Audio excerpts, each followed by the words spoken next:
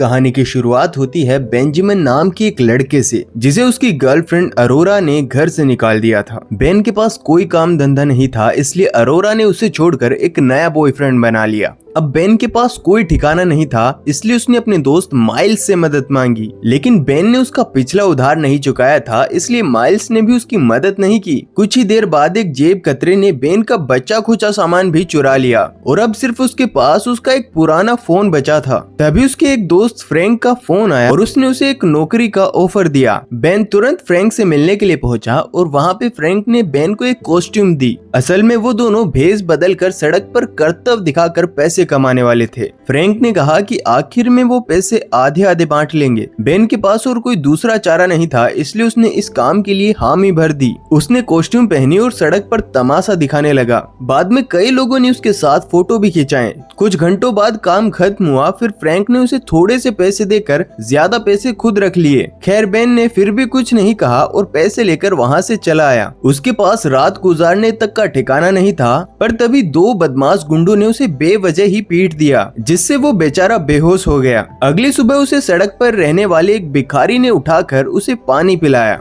तब बेन ने उसे अपने बचे हुए पैसे दे दिए और इसके बदले में उस आदमी ने बेन को अपनी एक जीन्स दी। बेन ने ज्यादा कुछ सोचे बिना ही वो जीन्स पहन ली और डॉक्टर के पास अपना इलाज कराने चला गया और उसका चेकअप कराने पर डॉक्टर को कोई चोट नहीं मिली, जिससे बेन को भी हैरानी हुई। खैर इसके बाद उसके पास डॉक्टर की फीस भरने तक के पैसे नहीं थे, जिससे उसे काफी शर्मिंदा होना पड़ा। उसने अपनी जीन्स की जेब में हाथ डाला तो अचानक उसे कुछ पैसे मिल गए। उसने बिल भरा और तुरंत बाहर आ गया। तभी उसे वहाँ पर उसका पुराना दोस्त नेल्सन मिला। काफी समय पहले बेन और नेल्सन ड्रग्स बेचने का काम करते थे, लेकिन अब बेन ने ये सब छोड़ दिया था। बेन के हाथ में पैसे देखकर नेल्सन ने उसे खाना खिलाने को कहा और बेन भी उसे मना नहीं कर पाया। फिर जब वो खाना खा रहे थे तो नेल्सन को ग्लिच नाम के एक आदमी का फोन आया। असल में ग्लिच उसका बॉस था और पहले तो वो नेल का भी बॉस हुआ करता था। नेल्सन ने ग्लिच को बता दिया कि वो बेन के साथ है और बेन को ना चाहते हुए भी उससे बात करनी पड़ी। तब ग्लिच ने बेन को मिलने के लिए बुलाया और जल्द ही बेन और नेल्सन उसके अड्डे पे पहुंचे।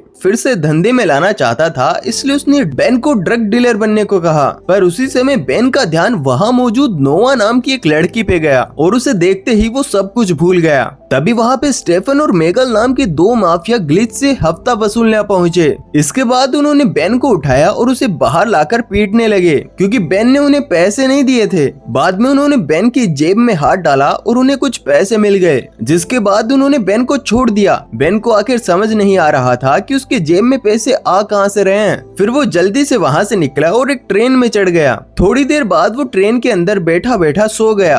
तब उसे एक सपना आया। उसने अपने सपने में देखा कि उसकी पैंट में से अंधा पैसा निकल रहा है, जितना निकालो उतना कम। कुछ ही समय में उसकी आंख खुली। फिर वो एक स्टेशन पे उतर गया। उसे समझ नहीं आ रहा था कि आखिरकार उसके सपने का क्या मतलब है। उसने फिर से अपनी जेब में हाथ डाला और उसे दोबारा कुछ पैसे मिल गए और ये देखकर उसे यकीन हो गया कि उसका सपना सच था, कि अब उसकी जीन्स में से जितना पैसा निकालो उतना निकल सकता है। अब उसकी खुशी का ठिकाना नहीं रहा और उसने अपनी मनपसंद की काफी सारी चीजें खरीद ली, जैसे कि नए कपड़े और गिटार, और साथ ही उसने महंगे कैफेज में जाकर स्वादिष्ट खाना भी खाया। वो सोचने लगा कि ये पैसे कभी खत्म नहीं होंगे, इसीलिए वो 5 स्टार होटल में रहने लगा और उसने अपनी पसंदीदा गाड़ी भी खरीद ली। इसके कुछ दिन बाद जब बेन होटल में था तो उसने अपने पिता मेसन को कॉल करके कहा कि वो ठीक ठाक है। फिर उसने अपने पिता को अपनी तबीयत का ख्याल रखने के लिए कहा, क्योंकि वो चाहता था कि उसकी जिंदगी के हर जरूरी दिन पर उसके पिता मौजूद हों। उसकी माँ अब इस दुनिया में नहीं थी, इसलिए उसके पिता ही अब इस दुनिया में उसके लिए सब कुछ थे। खैर फिर बेन तैयार होकर एक आर्ट गैलरी में पहुंचा, जहां से कुछ दिन पहले उसे पैसे ना होने की वजह से वहां से धक्के मार के निकाल दिया गया था। वहां घूमते हुए अचानक उसकी नजर नोवा पे पड़ी, जो कि अपने पिता क्लिंट के साथ वहां आई थी। जब से उसने पहली बार नोवा को देखा था, वो तब से उससे नजरें हटा ही नहीं पा रहा था और नोवा भी अभी तक समझ गई थी कि बेन उसे देख रहा है। जल्द ही नोवा उससे बात करने के लिए आई और बेन ने मौके पर चौका मारकर उसे डिनर के लिए पूछा और इसके बाद वो नोवा के साथ बाहर आ गया और रास्ते में उसने माइल्स के घर जाकर उसका सारा हिसाब चुकती कर दिया। फिर उसने नोवा के साथ कुछ हसीन पल गुजारे, मगर नोवा को जल्द ही क्लिंट का फोन आ गया और उसे घर लौटना पड़ा। एन माइल्स को एक कैफे में ले गया और उसे अपनी चमत्कारी जीन के बारे में सब कुछ बताया। पहले तो माइल्स को उसकी बात पे यकीन नहीं हुआ और उसे लगा कि बेन झूठ बोल रहा है, पर जब बेन ने उसके सामने ही अपनी जीन्स से पैसे निकाल कर दिखाए तो माइल्स भी बौखला गया। फिर बेन ने माइल्स को अपने 5 स्टार होटल वाला कमरा दिखाया,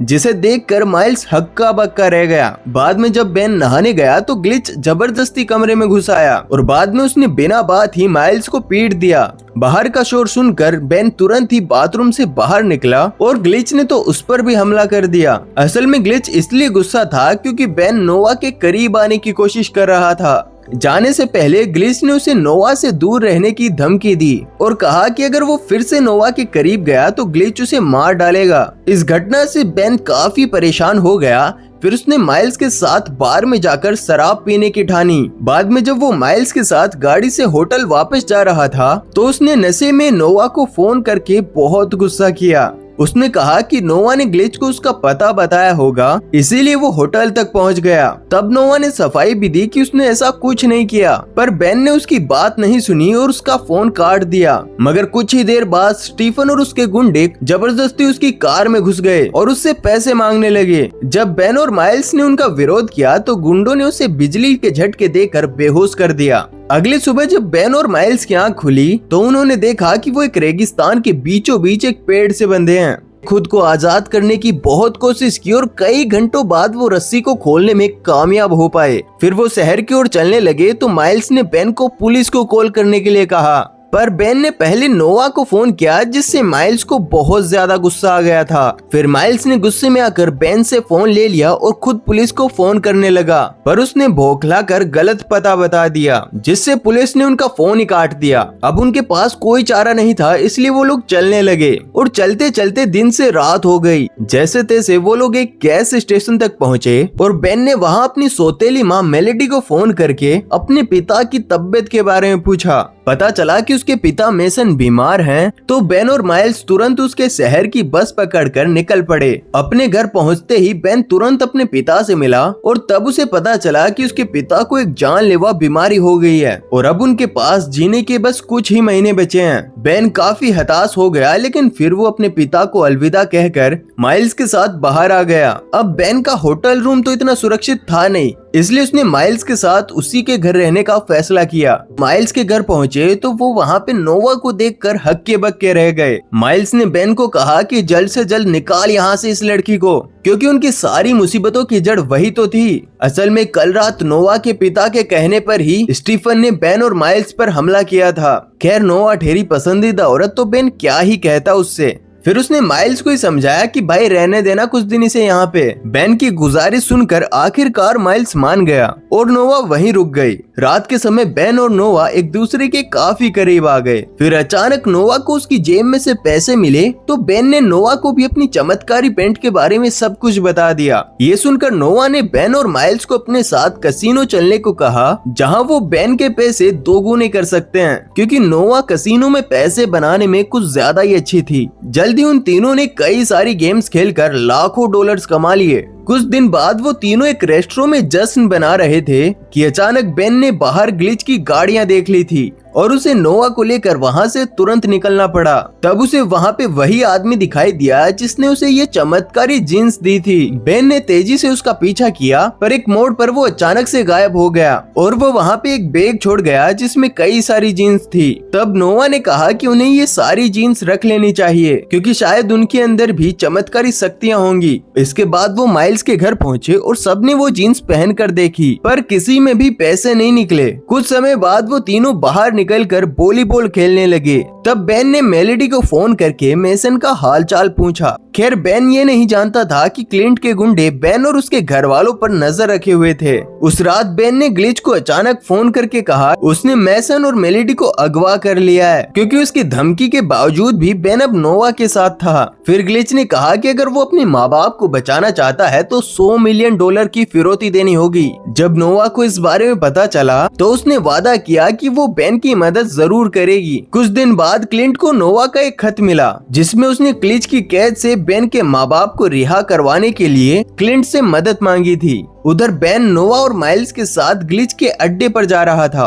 अब प्लान के मुताबिक बेन अपने दोस्तों से अलग होकर क्लिंट से मिलने के लिए पहुंचा और उससे कुछ पैसे उधार लिए ताकि वो अपने माँ बाप को छुड़ा सके। पहले तो क्लिंट ने उसकी मदद करने से इनकार कर दिया, फिर जब बेन ने उसे समझाया कि वो और नोवा एक दूसरे से सच में प्यार करते हैं और वो नोवा को हमेशा खुश रखेगा, तो क्लिंट का दिल पिघल गया। तब क्लिंट ने बेन से कहा कि अगर उसने कभी भी नोवा को दुख पहुंचाया तो उसकी खैर नहीं। वहीं दूसरी ओर मैसन और मेलेडी अब भी ग्लिच की कैद में थे। कुछ समय बाद नोवा और माइल्स ग्लिच के अड्डे पे पहुंचे और वहां गोलीबारी शुरू हो गई। बदकिस्मती से ग्लिच ने नोवा को बंदी बना लिया और उसे अड्डे से दूर ले गया। उधर क्लिंट को समझ नहीं आ रहा था कि ग्लिच ने इतनी बड़ी फिरौती की मांग क्यों की है। तब बेन ने उसे समझाया कि ग्लिच क्लिंट के नीचे काम करके थक चुका था और इसीलिए वो इतने पैसों से क्लिंट की कुर्सी हथियाना चाहता था। वो चाहता था कि वो क्लिंट को रास्ते से हटाकर माफिया लीडर बन जाए। तभी अचानक ग्लिच नोवा के साथ उन दोनों के सामने आ पहुंचा। क्लिंट ने तुरंत ग्लिच पर अपनी बंदूक तान दी तो ग्लिच ने नोवा को गोली मारने की धमकी दी। उसने कहा कि अगर उसे फिरौती के पैसे नहीं मिले तो वो नोवा और बेन के माँ बाप किसी को जिंदा नहीं छोड़ेगा। इससे पहले कि वो कुछ करता, लेकिन तभी वहाँ पे क्लिंट के गुंडों ने आकर ग्लिच को धर दबोचा। आखिरकार नोवा ने बेन और क्लिंट को गले लगा लिया और बेन के माँ बाप भी बच गए। आखिर में हम देखते हैं कि बेन और नोवा माइल्स के साथ नदी किनारे रहने लगते हैं और अब बेन ने उस चमत्कारी जीन्स का साथ छोड़ने का फैसला किया। उसने जीन्स फेंक दी पर माइल्स इससे सहमत नहीं था, लेकिन इससे पहले कि माइल्स जीन्स तक पहुंचता कोई और ही वो जीन्स लेकर फरार हो गया। और इसी के साथ कहानी का एंड हो जाता है। अगर आपको वीडियो पसंद आया हो तो लाइक कर दो, चैनल पर नए हो तो सब्सक्राइब कर दो। मिलते हैं अगले वीडियो में और यहाँ पे है गुड वाइब्स ओनली।